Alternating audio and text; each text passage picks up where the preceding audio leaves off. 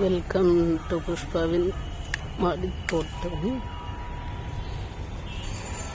இன்னைக்கு கொஞ்சம் கத்திரிக்காய் அப்புறம் ஒரு வெண்டைக்காய் பறித்து வச்சுருக்கேன்.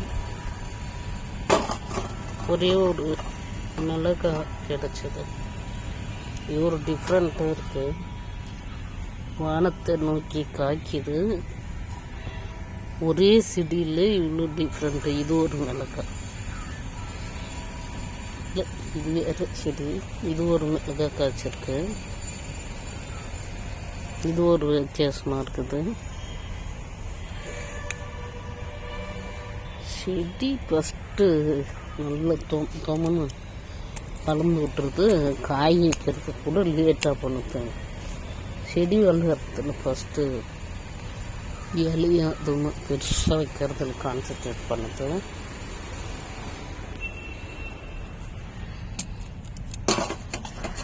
கொஞ்சம் கத்திரிக்காய் நிறைய வந்திருக்கு. ஆனாலும் பிஞ்சு கஸ்தூரி வெண்டை கொஞ்சம் இருக்கு, பறிச்சுக்கலாம்.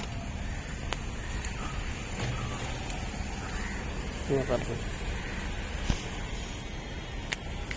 இது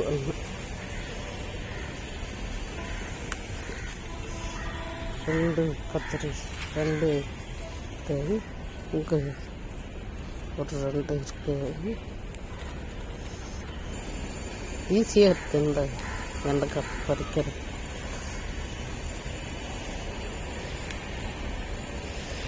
இது ஏதோ உடம்புக்கு நல்லதுன்னு சொல்கிறாங்க. அப்படி என்ன செய்யுதுன்னு சொல்லிட்டு தெரியல. இங்கேயும் இருக்கு.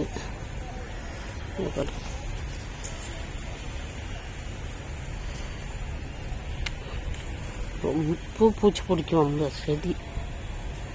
எப்படி அது பறிக்கல, இன்னொரு நாளைக்கு பறிச்சுக்கலாம். ஈஸியாக இருக்கு.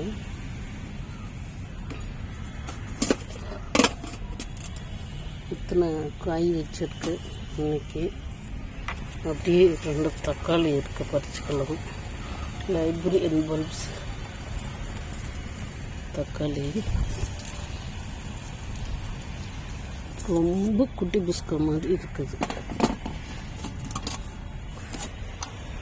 இன்னும் கூட இருக்கு.